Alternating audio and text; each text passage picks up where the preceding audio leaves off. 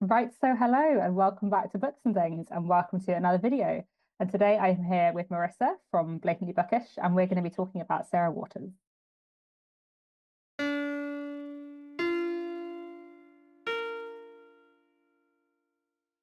Thanks for having me, Katie. I'm really excited to talk about Sarah Waters with you. Yeah. So we have been reading Sarah Waters together for like a decade, probably nearly, and we've just finished reading the sixth Sarah Waters book. So we've now buddy read all six Sarah Waters novels together, which has been very fun. Um, so we started with Fingersmith, I guess. Yeah, I think Fingersmith was our first. Yeah. quite a long time ago. And then we've just finished The Little Stranger, which is the last one. Do you have a favorite? What do you think? Oh, Hard I to don't pick, know. isn't it? So it's hard to pick. It really is. I do tend to like her Victorian trilogy better than some of the other works, the ones set between, World War One, World War Two era. And I think my favorites, vacillate depending on the day between the two that I own. So I think Fingersmith or Tipping the Velvet depending on the day, are my favorites, but I haven't read them in so long.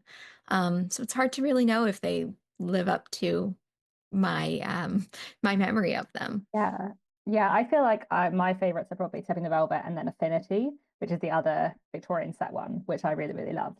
I think Fingersmith, I would kind of love to reread Fingersmith because I feel like it was the first one we read. It's so twisty and turny. And I think the first time we read it, I was like, are there too many twists? I felt slightly like overwhelmed by how many twists there are. But I feel like if I reread that now, obviously I know the twist, but I just feel like I wouldn't feel like that in the way that like there are some Sarah Waters books where she does unusual things with plot, but I feel like when I was like on my fourth Sarah Waters book and I'd read so much by her, I was like, I love her books. I'm willing to just go with it and see what happens. Whereas I feel like Fingersmith was so much of a roller coaster and it was new to me, so I therefore like loved it slightly less. Like I feel like if I'd read Tipping the Velvet first and loved that as I do, maybe I would have loved Fingersmith more. Whereas I feel like if I reread Fingersmith, it might be my favorite, but it wasn't on the first. Yeah, Yeah. that makes sense. For me, I don't think the plot twists bothered me quite as much as they did for you. I think I did just kind of go along with it. Mm. But at the same time, I do feel like because it was the first book, I can't tell if it just had a special place in my heart because it was the first one I read by her, or if it's really the best one and that special to me in general. So having read the rest, going back to it might be useful, I think, too. Yeah, it's so hard when you love an author. Like the first book you read by them always has like a special place in your heart. Like I still don't know if what The Watchmaker of Filigree Street is my favorite Natasha Pulley book, or it's just because it's the book that I read first by her that got me into her work. Therefore, I love it the most. We also have read a lot of Natasha Pulley together and love her books a lot. Yeah. But yeah, I do think Sarah Waters is great. But yeah, I do really like the three set in the sort of first half of the 20th century as well. Probably not quite as much as the Victorian ones, but I do think they're great and they're all quite like interesting. I think of those three, probably the Night Watch is my favorite, the one that's set in the 1940s and like works backwards in time. We have like I think it's just after the Second World War, during the Second World War, and then like beginning of the Second World War, and I feel like that's quite effective. Yeah, I do think The Night Watch was my favorite of those. But in general, that's not a time period I gravitate towards in my historical fiction. It just isn't. And it also being set in Britain too, there was just so much history I didn't know, but also really enjoyed learning about through her writing. Yeah. So I feel like just her writing style and her as an author got me through those books that I otherwise probably wouldn't have been too interested in. In the like early 20th century book, she's very good at like capturing a particular like change in class dynamics at a particular point in time, and how like class was shifting in the first like 50 years of the 20th century, and especially like between the wars during the Second World War and just after. But I do feel like that probably is less like immediately accessible if you're not British and like have lots of like knowledge of that already just from the place you live. Like it was thinking about especially about The Little Stranger, which we've just read a month ago. Like that is yeah, the way it looks at like the death of the old sort of big country houses and like how class dynamics are shifting and how people feel about it and the complexities around that is like fascinating. But it is also, yeah, probably feels like less familiar historical fiction Yeah. found than the Victorian period. Yeah. Yeah, I mean, it was fascinating for me too, but I felt Like I probably didn't get all the nuances of it and almost mixed it up with the paying guests. Like I felt like it was just too similar for me. Um, Even though there are some stark differences there, but just with the class stuff, it just kind of felt the same in a lot of ways. Yeah, I did love The Little Stranger though. Yeah, I do feel like the sort of big house and the creepiness around it and this like doctor coming kind of into this family and the way like your perception of him as a character and the family kind of changes over the course of the book. I do think that was very clever and it's very eerie. Um, Yeah. yeah, yeah. Yeah, I mean, I think it's a really interesting take on um, the haunted house type Hmm. vibe. What is haunting this family? What is haunting this house? Is it class struggles? Is it the passage of time and history? Is it the war and all they've suffered and gone through? Or is it the outsider and the emerging middle classes threatening their way of life in the form of the doctor? And it's just really interesting to see all that come together. Yeah, it is really fascinating and it's so atmospheric. And I think that is actually one of the things I love most about Sarah Waters is she's just like a really atmospheric novelist. Like all of her books are so atmospheric. Yeah, she has a lot of very like plotty books, but also sometimes the pace is slow for a long time and you're like waiting for the build up and waiting for something dramatic to happen. But I feel like even in those moments, the atmosphere is always so rich and often like really, really tense, and that really works. Yeah, I feel like the pacing in her books is actually really interesting because obviously Fingersmith, the pace is much more rapid than in some of the later books that we were talking about. But at the same time, there's this tension that really pulls you through the book in the, interwar period books. So, Yeah. yeah. Yeah, I think especially the paying guest is like two-thirds quite slow build tension and then like something happens. And I think that if that had been the first Sarah Waters book I had read, I don't think I would have loved it. Whereas I think because I was like, I've read lots of your books, I know something is coming, I will wait. And then I did really like it. And I did feel like the characterization was fantastic. Yeah, I did think it was great. But yeah, it's definitely a more unusually paced one, I guess. Yeah. I mean, I don't think I would have liked any of the later books had I not trusted and really gravitated towards Sarah Waters' writing. And her writing itself is just great. Like it's so tense and it's so well crafted and yeah, it Yeah. works for me. Yeah. And I wonder if this is like just for us because we like Victorian literature and the Victorian time period so much, or if other people would enjoy starting with her interwar period books a little more. I'm not sure, to be honest. But personally, I'd recommend her, Victorian trilogy first. Yeah, I think it is hard to know. It probably does depend on the person. Obviously, we love Victorian literature a lot, and that means that those Victorian stories are always going to like resonate us more. And I think especially Fingersmith, she does do a lot of really fun things with like playing with what you expect from a Victorian novel. Sarah Waters is quite famous for being a writer who writes about LGBTQ plus stuff. But I think Yeah. if you had read Fingersmith without knowing that, which you just kind of can't now, but like actually there's even more clever things she's doing with what you would expect in a novel set in the Victorian period and what you'd expect from a Victorian novel. And she uses lots of like tropes from Victorian literature and completely twists them. It's such a fun way that I really love. And that's why I should reread Fingersmith actually, because I do think there's so much there's so many like clever little things in there that she does that if you're someone who loves Victorian literature, you'll just have so much fun with it. Do all of her books have LGBTQ themes? I don't think The Little Stranger did. Yeah, you're right, actually. Does The Little Stranger? Yeah, I don't think The Little Stranger does. Yeah. No, I mean, I Little think you Stranger can read doesn't. into like different characters and Yeah, speculate that yeah. perhaps. There's nothing on the surface, is there? Yeah. I think every other book Yeah. has Yeah, some, every other book. yeah, the way she looks at queer history, I think is really fascinating. And she obviously like just really knows her stuff. And all of that. Yeah. Social history and the cultural history around it is just fascinating. Yeah, no, I do love to see how she explores that theme. We didn't read her books in order, did we? No, Like I in public don't listening think order? so. I don't think Yeah, so. I think Tipping the Velvet was her first book, right? I think so. Yeah, so Tipping the Velvet, Okay. 1998, Affinity, 1999, Fingersmith, 2002, The Night Watch, 2006, The Little Stranger, 2009, The Paying Guest, 2014. So it's been 11 years since the last Sarah Waters. I do Wow. hope she writes some more.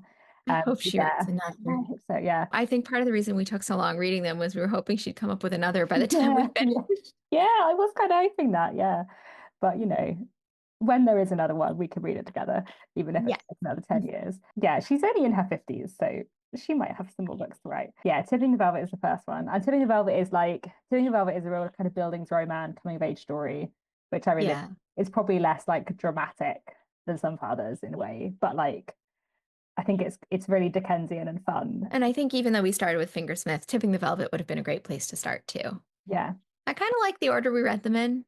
I don't know. yeah, yeah. So Yeah. we did Fingersmith, Tipping the Velvet, Affinity, I think. Yes. Then The Night Watch. yeah, then The Paying Guest, then The Little Stranger. And so It's a obviously we fine. didn't read them in publication order, but we did read like the first three first and then the next three, which I think was quite a nice Right. way of doing it. Yeah. Like the Victorian ones kind of go together. What one would you reread first then, do you think? Fingersmith. Yeah, I think Definitely me too. reread Fingersmith Yeah. first.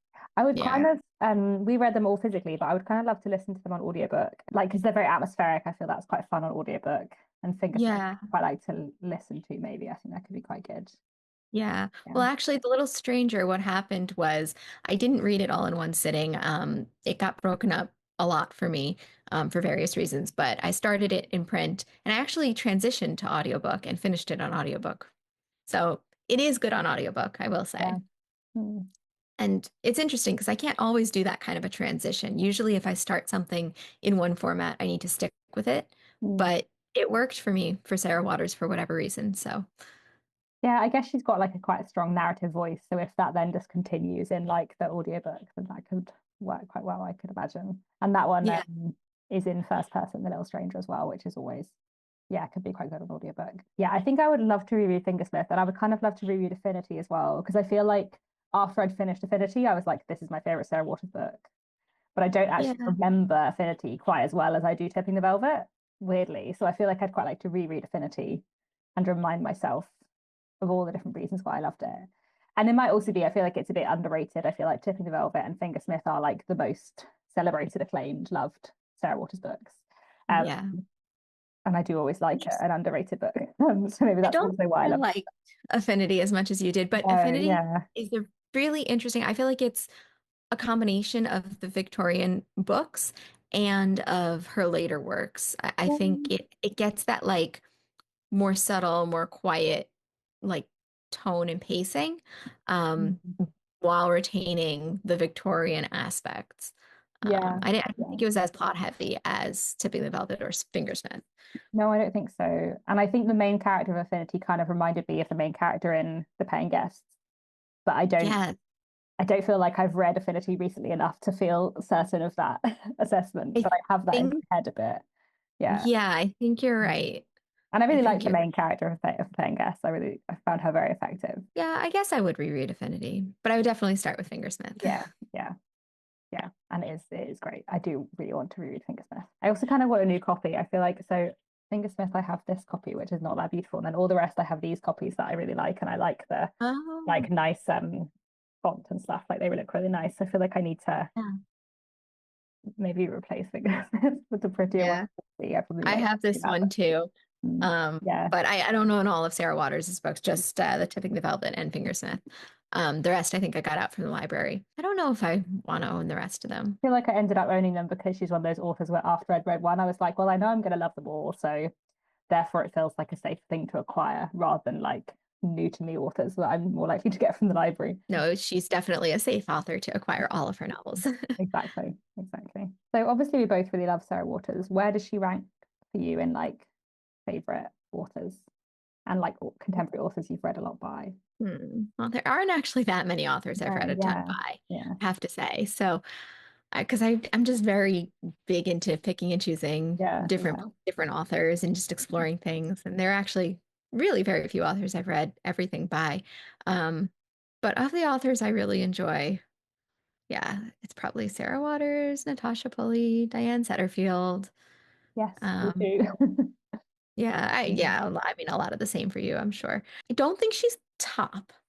Yeah, Yeah, but she's definitely like second or third yeah. on my favorite authors list, I would say. Yeah, I don't love her books as much as Natasha Pulley's, but I do love them all. I feel like Sarah Waters, I love her books overall, and I love her books as an author, but I don't think there's any single one of them that would be like as high a favorite as quite a lot of other books, even if there are other books by authors whose books I don't love as much overall, if that makes sense. Yeah, no, that makes Yeah, sense. yeah, It does make sense. But then it's like, are you ranking them as a body of work as a whole, yeah, or is it exactly. your Yeah, favorite book that they've written ranks highest? And, all those sorts of questions. yeah. And I feel like if it's ranking body of work as a whole, then yeah, like Natasha Pulley, Sarah Waters, Kazuo Ishiguro would be yeah, like my top ones, and maybe Banana Yoshimoto as well. Emily St. John Mandel, she's really good. Yeah. Yeah. Yeah. I've probably forgotten someone important. I do just Yeah. think Sarah Waters' books are, yeah, really good. And they're Yeah. all really like reliably tense and enjoyable and atmospheric, and the characterization is so good. And her themes as well. Like I feel like they're all thematically fascinating. Yeah. There's always just so much to get out of them. And yeah, her characters are brilliant and in a really subtle and interesting way. So, Yeah. Yeah, subtle's yeah. quite a good word. I mean, I feel like some are more subtle than others. Like I feel like Fingersmith is not subtle, though it is No, incredible. Fingersmith. Yeah. Well, Yeah, Fingersmith is not subtle, but I feel yeah. like, Some I of don't the others know, are really four subtle. out of six are subtle. So, Yeah, yeah, yeah. yeah. And definitely like, yeah, The Little Stranger and The Paying Guests, I think are both very subtle and really like clever, and you think about it afterwards. I feel like The Paying Guests actually, while reading it, it was not one of my favorites, but actually I feel like it has stayed with me a lot and I think about it a lot. And I think a lot of people, like, if you read reviews and things, didn't like the paying guests that much, Mm, or they felt like it was too slow and stuff. And I think everyone is just expecting her to go back to like write another type of Fingersmith, which is very plot heavy and yeah, very twisty and turny. And she's kind of evolved into this more subtle, nuanced, slow burn of a book, which is also, I really appreciate it as well. I mean, her yeah. writing is still fantastic in both respects. Yeah, and it's fun that her books are all quite different. Like, Yeah. she's a writer of historical fiction, and there are some elements her books have in common, but actually, like, they're all quite different and quite sort of tonally and pacing wise, plot wise, thematically. Like, Yeah. I really like that about her books. Me too. But at the same Mm. time, I do feel like she's more unified than some authors. Like, I mean, Yeah, Natasha yeah, Pulley is just on yeah, another yeah, level of yeah, varying yeah. between And books. Ishiguro as well is, yeah, so Yeah. wide variety. Whereas, yeah, I feel like it's probably safer that if you read one book by Sarah Waters, you will like them all. Um, Yeah. but yeah, but they are all still, yeah, different and quite effective.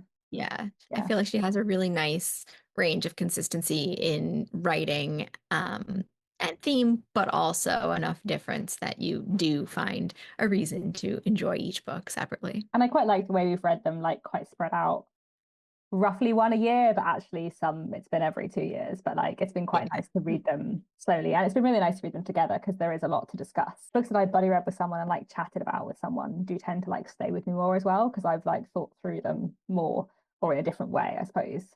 Got like Yeah. on them. Yeah. Either buddy reading or like actually sitting and writing like a full review for the channel or something. Like those really do stick with me Yeah. better than books that I just read and kind of forget to mention. I was looking because I brought up the Wikipedia page to check the publication order. There are quite a lot of like television and film adaptations of her books, which I haven't seen any, but I would be kind of I haven't curious. seen any. No, so there's a TV adaptation of Tipping the Velvet, Fingersmith, Affinity, and The Night Watch, and Wow. and there's a film of The Little Stranger. Yeah. And I did know there was a film of The Little Stranger, which does actually like that's got Ruth Wilson in, who played Jane Eyre in the um Oh, okay. 2000s adaptation. So I feel like that would be quite good. I think I don't want to watch that. I think it would be too creepy. Yeah, I I think it would be think quite a creepy, lot of her wouldn't it? books are going to be too creepy for me in film. I get like Yeah. really easily scared with Yeah. film.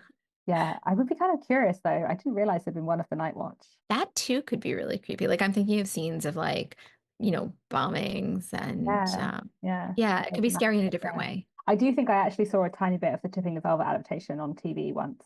Actually, not Tipping the Velvet. I think I saw a tiny bit of the Fingersmith adaptation because for ages as a teenager, I used to watch tons of period dramas, and I remember there was always one where I'd seen a bit of it on the TV, and then I could never like find out what book it was because I thought it was a classic. And then when I was reading Fingersmith, I was like, I feel like this may have been a tiny bit that I saw the very beginning of Fingersmith on TV once as a teenager. I don't know if I want to watch them. I Mm. mean, I would. Yeah, I feel like I would want to watch it and then immediately reread the book. Right. Like I would need to read the book really close together to it because otherwise then I start remembering things from the movie or the adaptation that either didn't happen in the book or it just kind of clouds my memory of the book itself. Yeah, I've been watching the Miss Austen adaptation at the moment. And it just really makes me want to reread the book. The adaptation is great, but every episode I'm like, I can't quite remember how this was in the book. I want to reread the book. And the book is so good. Yeah. And it's been like probably, yeah, 5 years since I read it. So I do really want to reread Miss Austen now. Maybe I'll do that in Jane Austen July. Yeah, maybe. I'm so excited for the adaptation. I don't think it's out in the US yet. It's good. It's Yeah. very well acted.